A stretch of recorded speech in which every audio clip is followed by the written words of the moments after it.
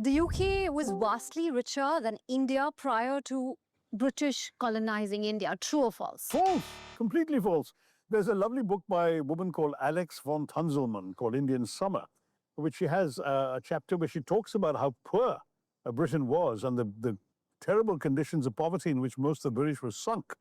Not to mention that they were not a terribly well-civilized land either. I mean, yes, they had finally found Shakespeare, as it were, by the late 16th century. But this is a culture where people bathed once a week, where large numbers of people died in the plague in the 17th century and so on. It was not exactly what you would think of as a developed country, let alone a prosperous one.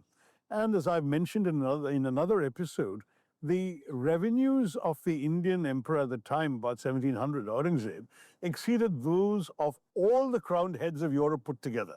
From the king in Versailles in Paris, outside Paris, to the British Empire, British wasn't an empire yet, the British crown, to all the other European countries, put them all together, and their revenues were less than Aurangzeb's. There is simply nonsense to suggest that the British were wealthier than India. Far from it. In fact, they came to India because they wanted some of our wealth. India was a place where they could make money. That's why they came.